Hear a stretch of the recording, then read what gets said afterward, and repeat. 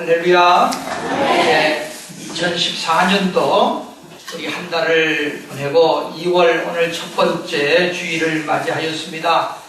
오늘 이 시간에는 가난을 극복하고 물질의 복을 받는 방법이라고 하는 제목으로 말씀을 상고하겠습니다.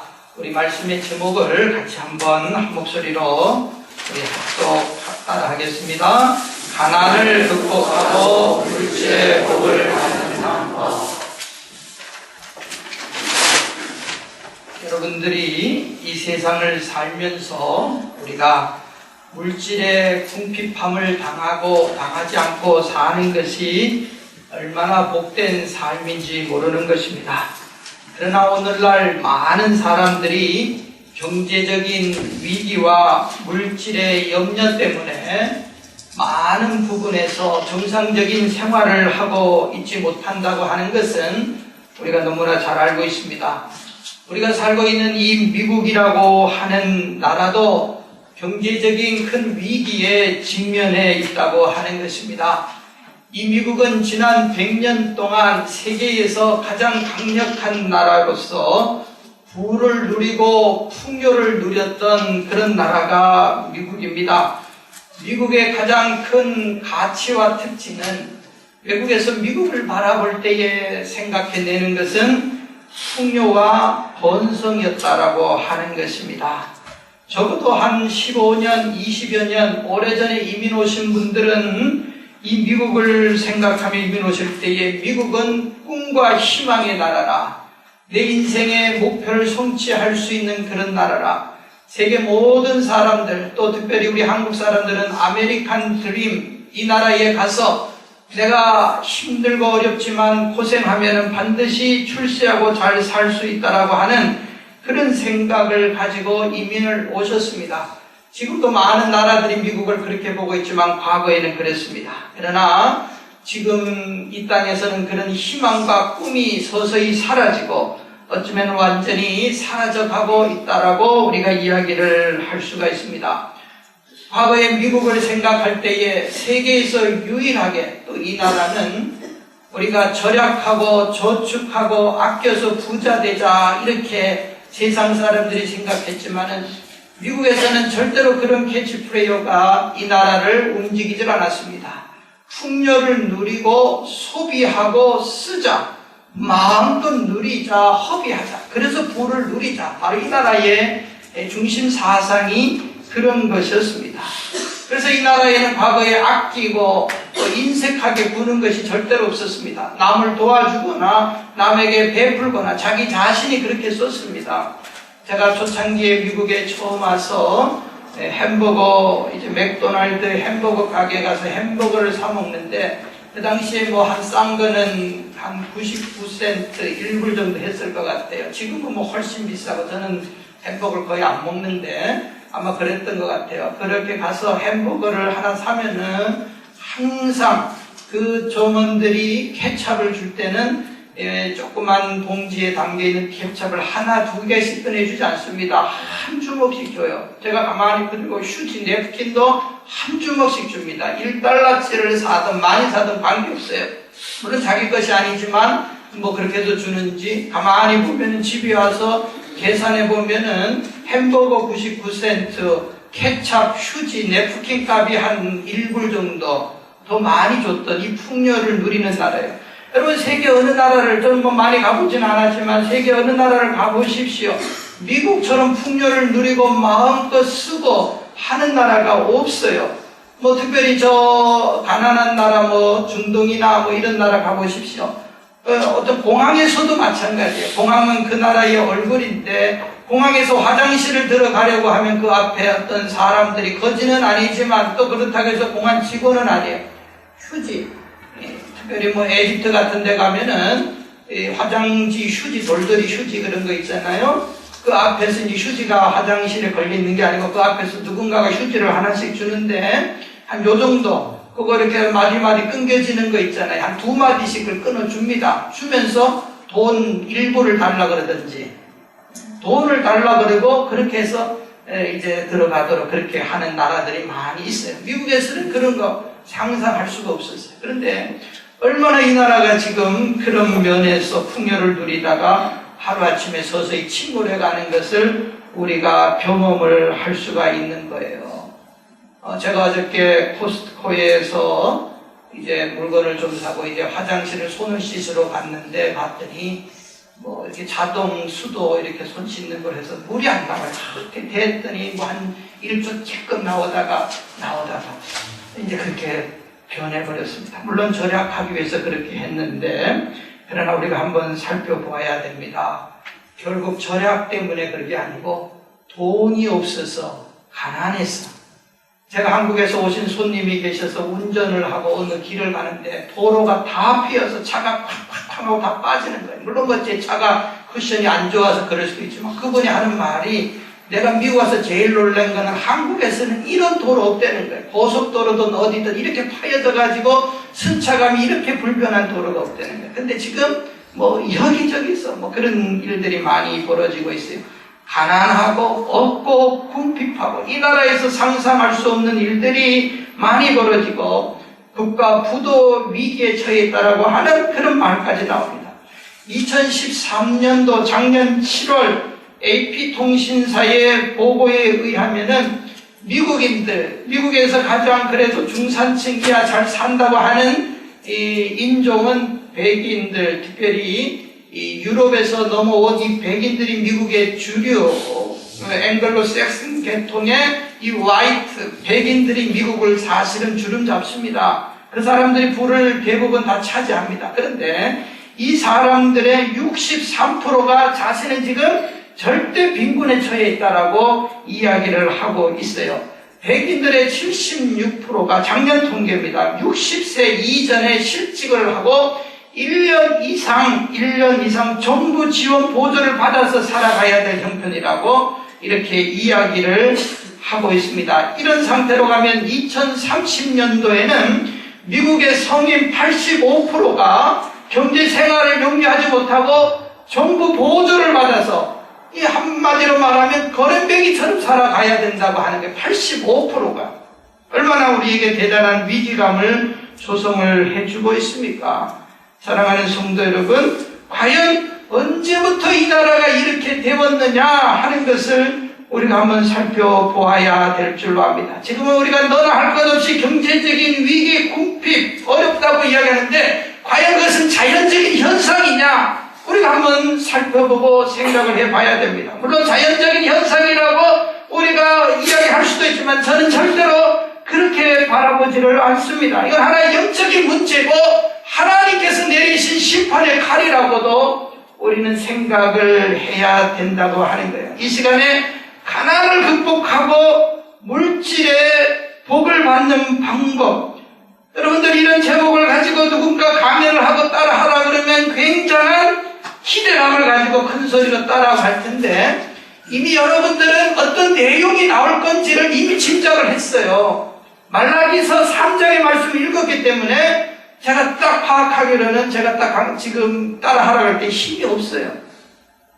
무슨 말씀인지 아시겠습니까? 말라기서 3장에 무엇을 하라고 했는지를 이미 알기 때문에 자신있게 우리가 이야기를 못하는 거예요. 그러나 우리가 분명히 기억을 해야 됩니다. 우리 예수 믿는 사람들 세 가지 열쇠를 가지고 있어요. 예수 믿는 사람들은 영적으로 세 가지 열쇠. 이것을 위하여서 우리는 항상 기도하고 노력해야 됩니다. 첫째로 어떤 열쇠입니까? 우리는 구원의 열쇠, 천국 열쇠를 가지고 있는 사람들입니다. 이게 뭔가 하면 믿으면 예수 믿고 천당 가는 겁니다. 우리는 이 길을 가지고 있어요. 그래서 아무도 우리가 천당 갈 것에 대해서 의심하거나 두려워하지 않습니다. 예수를 믿으면 천국 열쇠가 있기 때문에. 내가 지금 자동차 길을 가지고 있는데 내 차문이 열릴까 안 열릴까 걱정하십니까? 아무도 없어요. 우리는 천국 열쇠를 소유했기 때문에 우리 그리스도인들은 가지는 거예요. 두 번째 키는 무슨 키인가 하면 인생 살다가 염려가 있고 걱정이 있고 근심이 있어요. 이 염려를 또 근심을 막힌 담을 여는 열쇠가 있어요. 그 열쇠는 기도의 열쇠예요. 기도의 열쇠. 우리는 항상 이걸 가지고 있어요. 그렇기 때문에 우리는 염려하지 않습니다. 기도하면 하나님께서 염려, 근심, 걱정 해결해 주시기 때문에 우리 열쇠를 가지고 항상 문제를, 고민을 또 또 우리가 열쇠를 여는 거예요. 마지막 한 가지, 우리는 축복을 받아야 됩니다. 예수를 믿고 천당 가고 우리가 그것으로 그치는 거 아니에요. 이 땅에서 살면 그럼 어떻게 사는 것이냐? 복을 받으면서 사는 거예요. 축복의 열쇠, 경제적인 축복의 열쇠는 11조, 하나님 앞에 드리는 것, 선물, 그것으로.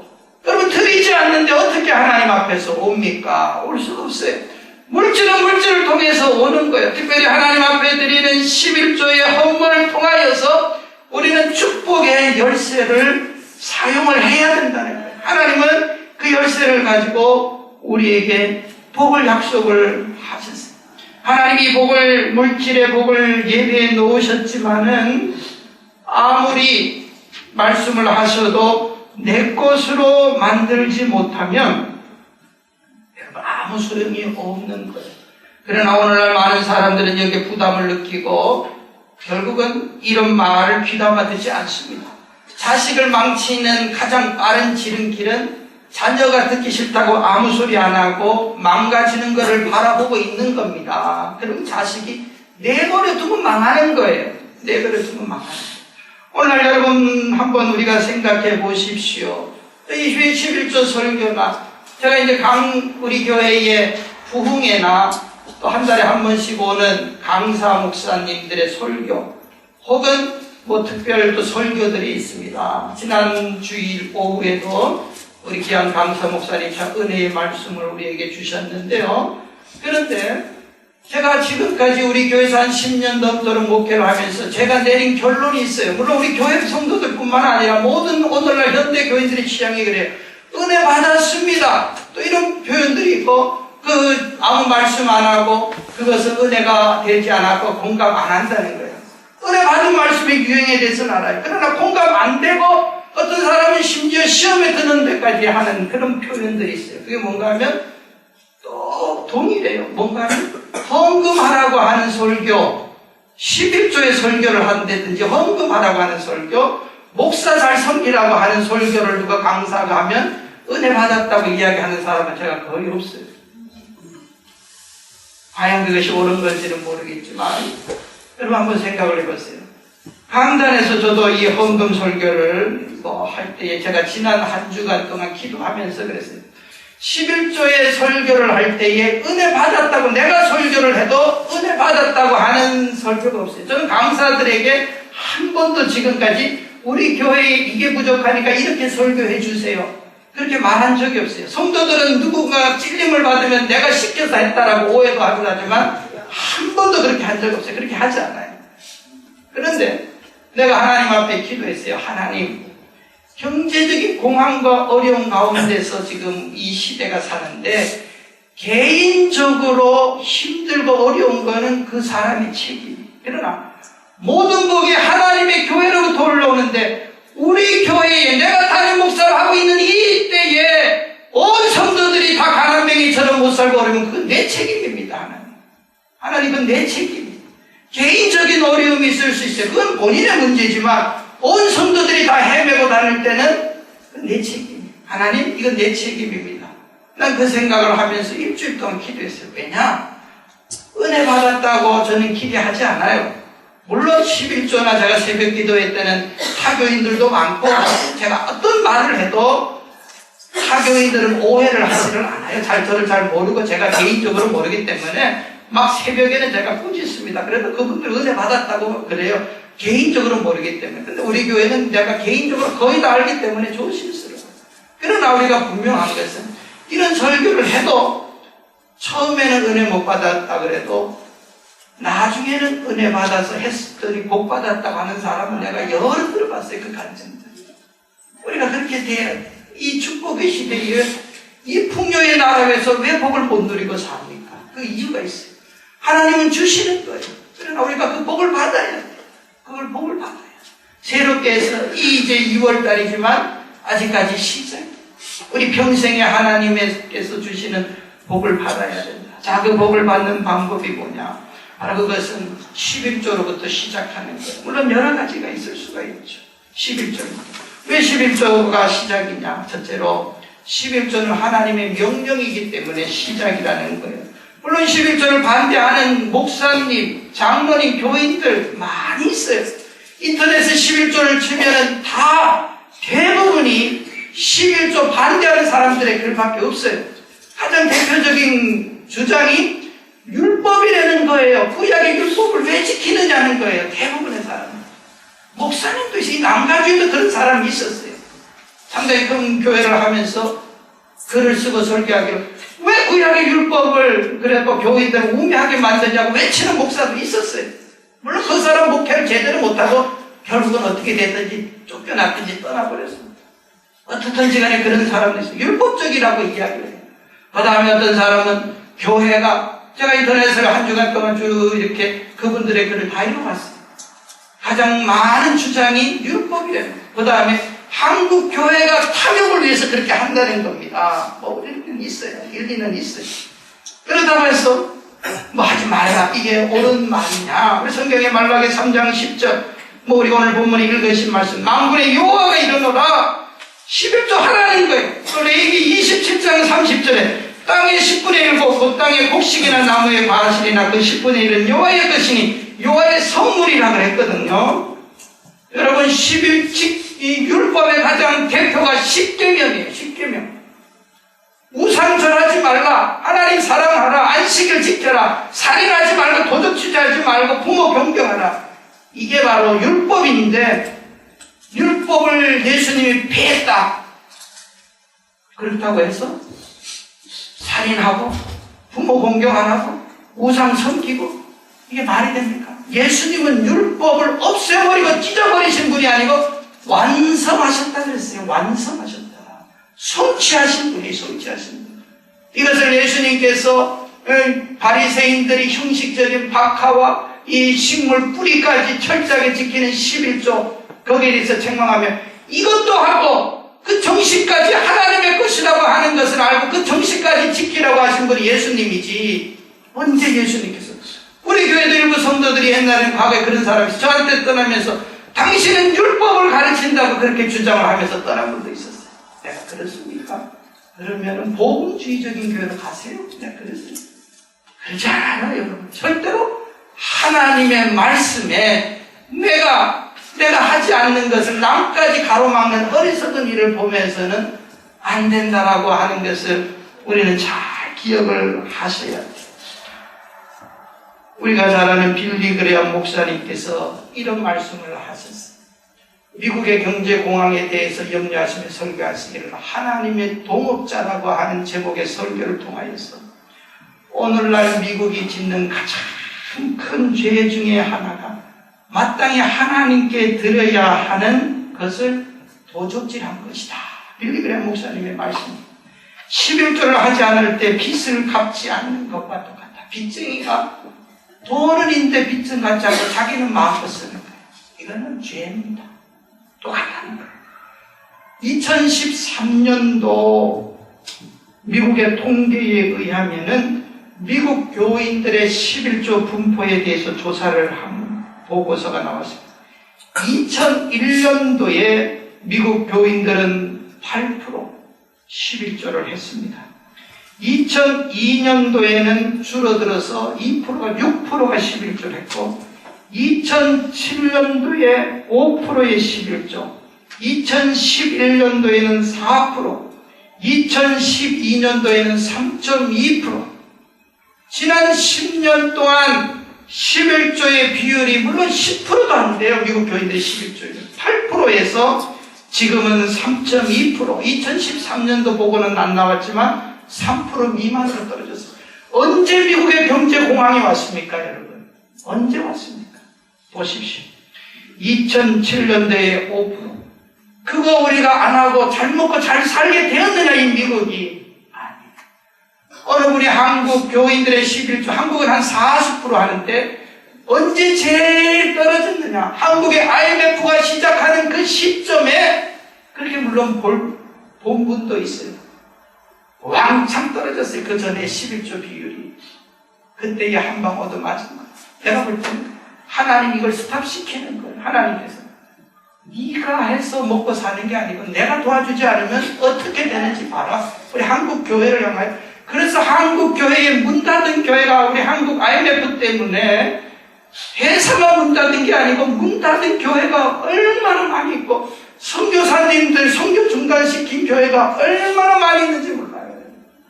우리가 잘 기억을 하셔야 돼요. 하나님의 명령을 우리가 준행하고 따라가야 돼요.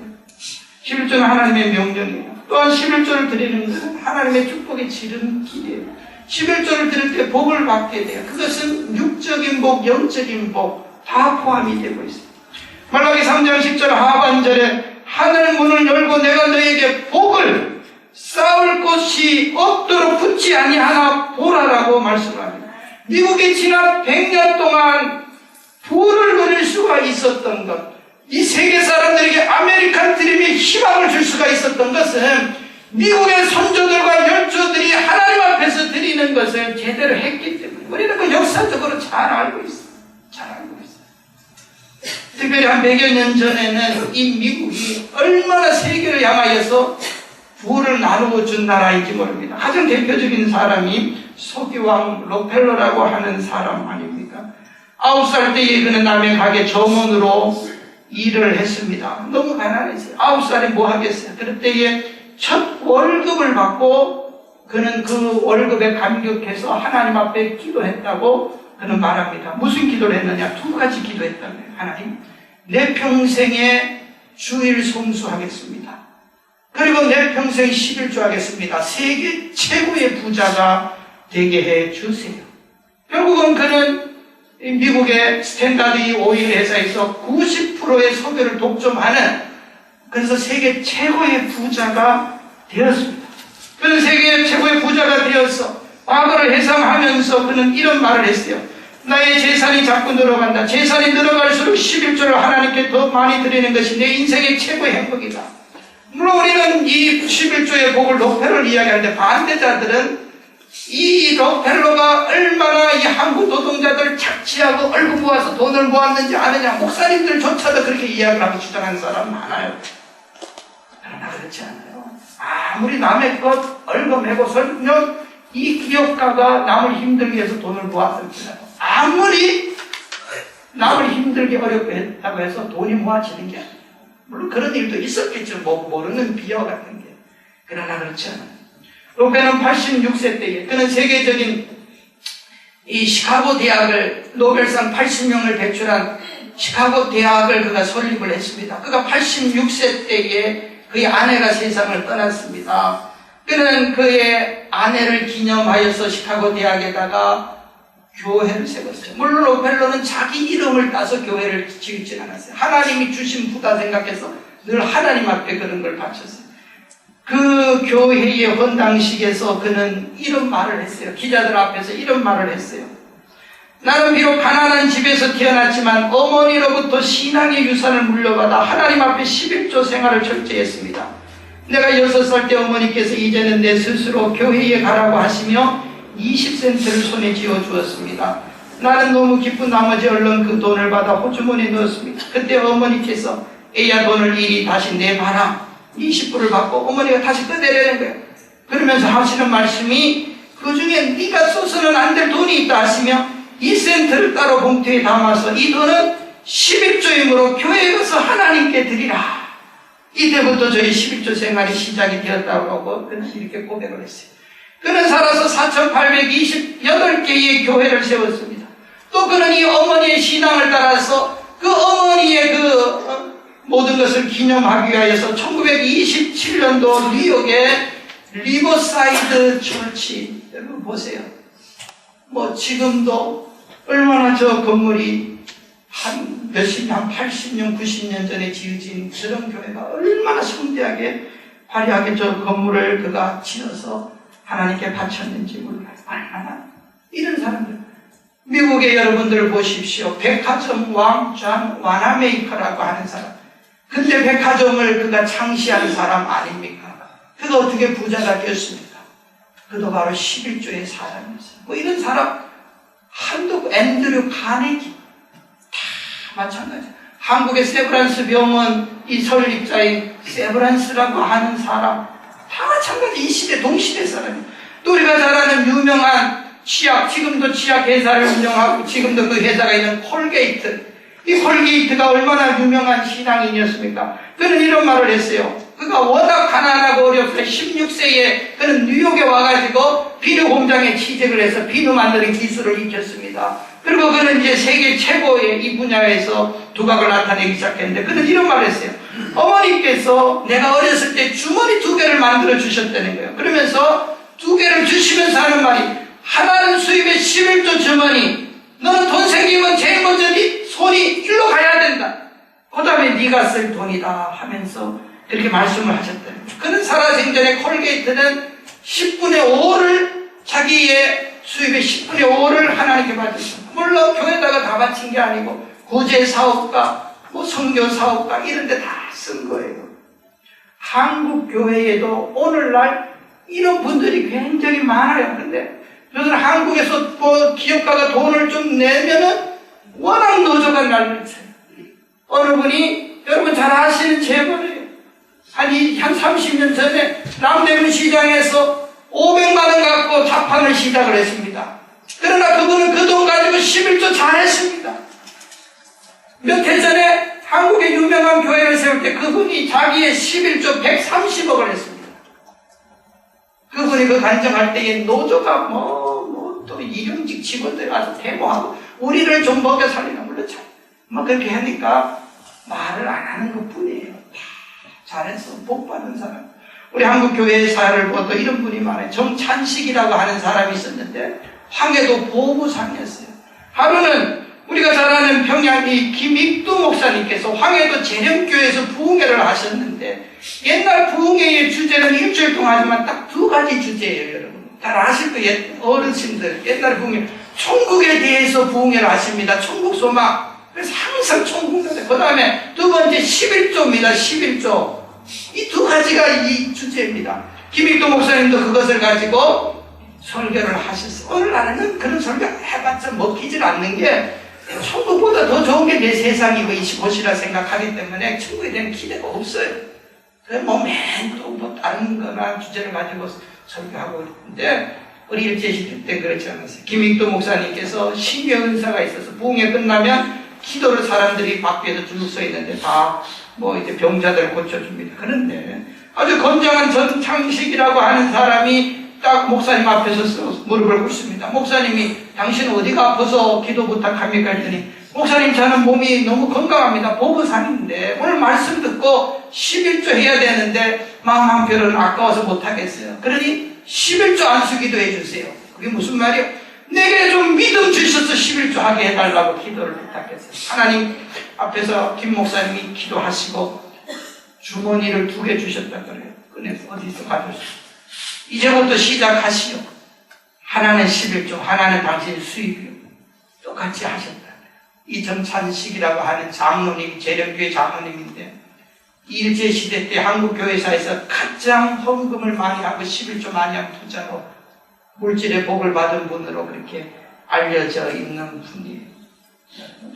바로 그거예요. 축복을 우리가 가지고 성취하는 거예요. 세 번째로 11조는 하나님께서 반드시 하나 시험해보라 이렇게 말씀합니다. 10절에 그러므로 나를 시험해보라는 거예요. 정말 꺼름직하면 의심스러우면, 왜냐? 이게 힘들어요, 여러분. 저는 어렸을 때부터 지금까지 제 기억으로 의식적으로 11조를 한 번이라도 이렇게 떼어먹고 한 적이 없어서, 우리 아이들도 그렇게 훈련시켜서 너무나 당연해야 하는 건, 그런데 늦게 예수를 믿고 또 경제적으로 굉장히 어렵고 할 때는 이거 10분의 1, 소득의 10분의 1을 드린다고 하는 게 얼마나 힘들고 어려운 일인지 모릅니다. 여러분, 맞는 말이에요. 한편으로 생각하면 11조 안 한다고 지옥 가는 거 하나도 없어요. 천당 갑니다. 그러나 예수 믿고 천국 가는 것으로만 예수 믿는 사람이 만족해서는 안 돼. 하나님이 그 외에 보너스로 주시는 복을 위하여서, 물질의 복을 위하여서 이것을 말씀을 하시는 거예요. 이것을 말씀. 그래서 시험해보라. 바로 그것을 말씀을 하시는 거예요. 미국의 유명한 실업가였던 알렉산더 하이드라고 하는 사람이 있었는데, 한 100여 년 전의 분입니다.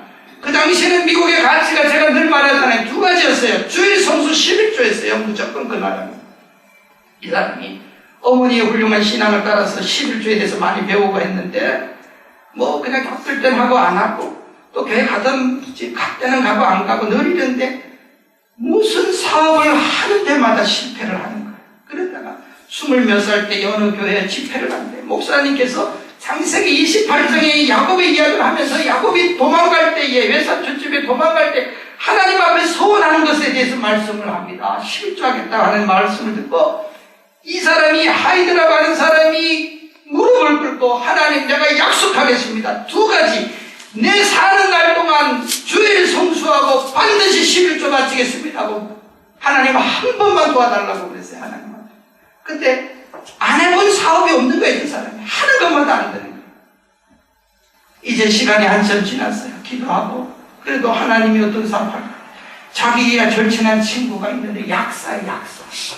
옳지 약사 이 친구 만나서 한번 사업을 이야기해보자 하다가 이 약사하고 이야기하다가 좋은 연고를 개발해서 만듭니다. 이게 불티나게 팔려요.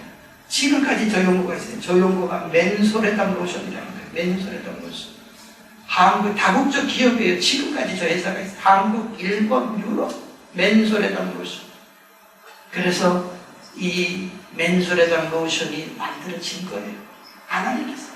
하나님께서 지혜를 주심으로 만든 거예요. 저분은 그래서 평생 10분의 1을 하다가 점점 수입의 11조를 더 많이 하기 시작했어요. 그대로 알기 때문에. 나중에는 10분의 8을 하나님께 드렸어요. 10분의 8. 그런데 아들이 외국에 선교사로 가 있는데 하루는 편지가 왔어요. 아버지, 이 나라가 지금 힘들고 어려우니 아버지 수입의 10분의 1을 이 나라를 위해서 선교를 위해서 쓰세요 했더니 이미 10분의 8을 드리고 있거든요. 또 결단을 해서 또 10분의 1을 아들 선교비에 씁니다. 그러니까 10분의 9를 저 사람이 마지막 죽을 때까지는 10분의 9를 바친 거예요. 하이디라고 하는 사람. 그러면서 저분이 이런 간증을 했어요. 내가 10분의 8을 바칠 때보다 10분의 9를 바칠 때에 하나님이 복을 주시더라. 이 간증은 물론 특별하신 하나님의 섭리가 있었죠. 2013년 5월 달에 미국의 이 연례 보고서 스테이트 오브 더 플라이트 미국의 이제 하나의 어떤 단체에서 미국의 모든 경제력 모든 것을 조사를 하는데 우리 크리스찬들이 들도 이 조사의 대상이 돼서 11조를 하나 한 4% 정도밖에 3%밖에 안 되는 크리스찬들 4,413명을 대상으로 해서 미국의 11조 하는 사람들의 교인들의 경제 생활에 대해서 조사를 해서 보고를 했습니다. 작년 5월달에 보세요. 11조를 하는 크리스찬들 가운데 80%가 미국 사람들 대상으로 크레딧 카드, 신용카드에 빚이 없는 사람으로 살아갔다고 가고 있어요. 여러분 보세요. 크레딧 카드에 여러분 빚이 있습니까? 뭐 있을 수도 있고 없을 수도 있겠죠. 80% 미국에는 다 크레딧 카드로 빚을 내고 하잖아요. 80%가 없었고 11조 하는 미국 사람의 74%가 자동차 이 할부금에 미납한 경험이 전혀 없고 48%가 모기지 이자를 연체한 적이 한 번도 없다는 거예요. 한 수년 전에 너나 나나 할 것 없이 경제 어렵다고 이자율 깎아준다고 집 이 할부금 안 내기도 하고 했잖아요. 뭐 그거 어떻게 결과가 났는지 모르겠지만 그런데 48%의 사람들 11조 사람은 한 번이라도 이 연체를 한 적이 없고 더 놀라운 사실은 28%가 지금 현재 어떤 빚도 나는 없다. 이렇게 한국 사람은 빚을 지면 굉장히 그렇지만 우리가 미국에서 신용사회에서 신용에 있으면 빚을 담보로 잡고 할 수 있잖아요. 없다는 거예요. 하나님께서 책임져 주시고 도와주실 거예요. 어렵지만 또 성경은 11조에 대해서 말합니다. 11조를 하되 온전한 11조를 해보라 드리라 이렇게 말씀을 합니다. 온전한 11조. 온전한 11조가 뭘까? 여러분들이 잘 아실 거예요. 나는 11조를 하는 것 같은데 왜 약속하신 것이 안 이루어집니까? 두 가지가 있겠죠. 하나님께서 다른 특별한 뜻이 계시든지 아니면 온전하게 드리지 않았든지 아니면 또 다른 방법이 있든지 그건 뭐 하나님께서 아시겠지만 그러나 우리는 성경에서 해보라고 하는 대로 해보는 왜냐? 온전하게 드리는 것이 진정 내 힘으로 사는 게 아니고 하나님의 힘으로 산다고 하는 신앙 고백이에요. 고백이에요. 많아질 때는 아까울 때가 있는 거예요. 사람이기 때문에. 또 너무 없으면 아까운 거 이거 있으면 내가 이거 다른 데 더 많이 쓸 수 있는데 그래서 온전하게 안 될 때가 있어요. 그러나 11조가 본 믿음인 이유는 그것조차도 포기하는 겁니다. 하나님 앞에서. 그런 생각조차도 죽여서 하나님 앞에 우리가 온전히 나가는 거예요. 우리가 이렇게 하나님 앞에 헌신할 때에 우리가 밤낮 몸을 드립니다. 드리길 원합니다 하는데 몸이 중요합니까? 돈이 중요합니까? 여러분 보세요. 돈도 못 드리면서 어떻게 우리가 몸을 드린다고 이야기할 수 있어요? 그건 우리의 가식이에요. 여러분 보이지 않는 부분에서. 그렇지 않아요. 하나님 그거 원하시는 게 아니에요. 너를 원하는 거예요. 하나님 우리 자신은. 그 중에 표현이 정말 하나님 앞에 드린다는 표현이 물질로 나타나는 것은 쉽죠. 헌신은 몸으로 나타나는 거예요. 우리를 통해서 하나님이 영광 받으세요. 하나님은 하든지 안 하든지 하나님은 관계 안 해요. 그건 상관없어요. 하나님의 나라 일과는. 그러나 우리가 그렇게 함을 통하여 하나님 그걸 기쁘게 받으시고 그걸 통해 내가 복을 받게 되는 거예요. 11조를 드림으로 말미암아 주시는 복이 뭡니까? 우리 10절 이하에 보면은 하늘문을 열어주시겠다는 것이다. 우리가 잘 아는 노만 빈센트 필 목사님, 그분은 뭐 유명한 상담가시고 또 많은 사람들에게 위로의 메시지를 던져준 분인데요. 그분이 하루에도 많은 편지들 상담을 받는데 특별히 경제적인 이유 때문에 이혼을 해야 되겠다 하는 그런 사람들의 편지를 1년에 수백 통 받았다 그래요. 그래서 가장 많은 사람들이 이런 문제를 가지고 고민할 때 이분이 가이드포스트지에다가 이렇게 기고를 했다고 합니다. 돈 때문에 염려하십니까? Do you worry about money? 돈 때문에 염려가 있습니까? 이런 제목을 하면서 10가지 극복하는 방법에 대해서 이야기를 하셨어요. 돈을 절약하라, 남용하지 말라, 뭐 이렇게 여러 가지를 하면서 마지막 결론이 그랬어요. 마지막 결론. 말라기 3장 10절. 11조 했습니까? 그분의 결론이 바로 그거였다는 거예요. 그거였다는 거예요. 하늘문을 열고 복은 하늘에서부터 내려야지 참복이에요. 여러분 캘리포니아에 지금 물가뭄이 와서 우리 그 기도해야 돼요. 왜냐? 우리 그리스도인들만이 그 문제를 해결할 수 있어요. 여러분 보세요. 이슬람 교도들이 모여서 얼마 전에 신문 보니까 비가 안 와서 기도한다고 자기들 알라에게 그렇게 신문에 났더라고요. 신부들, 미국의 신부들이 기도한다고 나왔더라고요. 우리 크리스천들이 아무 소용없어요. 그 사람들. 우리 하나님, 살아계신 하나님을 믿는 우리 성도들이 기도해야지 하늘문이 열리는 거예요. 우리 기도하는 거예요. 그래서 날마다 기도합니다, 여러분. 뭐 다른 거 뭐 부름지 않는 그 기도 안 하고 이런 기도 날마다 합니다. 그런데 비가 안 와서 이제 저 북가주에서는 절수 이렇게 시간제로 물을 이렇게 배급을 해야 된다고 하는 그 기사를 며칠 전에 봤는데요. 땅을 파고 지하수를 끌어올립니다. 여러분 그래서 이제 가정용수는 해결될 수 있어요.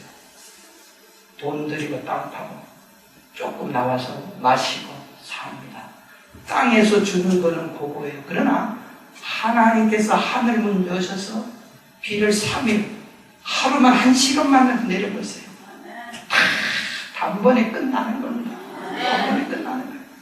하늘문 여시고 하나님이 복을 주셔야지 하늘 안 보고 내 노력으로 자꾸 땅을 보고 무슨 수익을 얻고 잘 먹고 잘 살려고 해봤자 그거는 물론 노력하는 따에 따라서 재능에 따라서 먹고 살 수 있지만 하늘문 열어주시고 하나님이 쌀 것 있나 없나 부어주시는 그 복을 받아야지 그게 참 복이에요.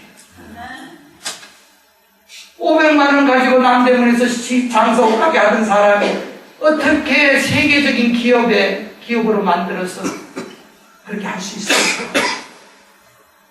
그거 하루 매상 뭐 2만 원, 3만 원 그렇게 갖고는 안 되는 거예요. 하늘문이 쫙 열려 하나님이 부어주시죠. 하나님의 말씀 누구에게? 그랬잖아요. 분명히 9절에서 11조 10절에서 그 복을 하늘 문을 열고 그 다음에 10절에 뭐라고? 너희에게 복이 쌓을 곳이 없도록 붙지 아니하나 보라는 거예요. 시험해 보라는 거예요. 그 다음에 11절 뭐 시간이 많이 갔기 때문에 우리가 그렇게 할 때에 또 복이 있어요. 내가 너희에게 황충을 금하여 너희 토지 소산을 멸하지 않게 하고 아무리 내가 돈 벌고 노력해도 수입이 들어와도 황충이 와서 농사꾼이 아무리 추수 전까지 열심히 일해서 과일이 주렁주렁 열렸어도 황충이 한번 와서 그 과일을 쓸어버리면 태풍이 와서 쓸어버리면 끝장나는 거예요. 이걸 누가 합니까? 내 힘으로 안 되는 영역이 있다면 황충 오고 사탄 마귀 도적 강도 질병 재앙 천지지변 아무리 쌓아둬도 한 번에 몰아가는 이런 황충 하나님을 막으셔야 돼요. 바로 그렇죠. 또 11절에 뭐라 그래요? 기 한 잔에 떨어져 버리면 뭐해? 과일 주렁주렁 꽃이 피고 열렸는데 기 한 잔에 땅바닥에 떨어져가지고 사과나무가 돌에 꽝 부딪혀서 흙집이 나버렸네. 상품 가치가 없어요. 아무도 안 먹고 그 주인이 먹는데 못 쓰게 되는 거예요. 기 한 잔에 떨어지면 안 돼요. 안 돼요. 이걸 누가 막느냐? 하나님이 과실이 떨어지기 전에 하나님께서는 다 예방해 주시고 막아주시겠다고 약속을 하셨어요. 이렇게 살기도 하고 못 살기도 해요. 그거는 예수 믿어 천당 가고 안 믿어 지옥 가고 하는 것과는 별개의 문제예요. 이 문제는 내가 복을 누리면서 하나님 앞에서 사느냐 못 사느냐의 문제입니다. 내가 한 주간 동안 내가 하나님 앞에 기도했어요. 하나님 뭐 못했어요. 저는 다음 주 설교까지 다 준비했어요. 여차하면 어저께 설교 제목을 바꾸고 다른 설교 하려고 했어요. 하나님 이 설교를 듣고 시험 들고 낙심했고 기막아 버린 사람들이 있을 텐데 불쌍히 여겨주시고 그러나 내가 해야 되는 것은 우리 성도들이 전체가 복을 받아야 되겠다. 이 시대에. 그래서 나는 합니다. 하나님 책임지시고 알아서 하세요. 하나님께서. 내가 그 기도를 하면서 하나님께 드렸어요. 그거는 여러분들이 취사 선택이에요. 이 문제에 대해서. 돈 이야기 안 합니다. 그러나 여러분들이 어떻게 하나님 앞에서 우리가 신앙으로 살아서 복을 받을 수 있을까? 우리는 순종하여서 하나님의 주시는 복을 받아 누려야 돼요. 이 땅에서 그렇게 살아야 됩니다. 우리가 그렇게 사시는 성도들 되시기를 주의 이름으로 간절히 축원드립니다.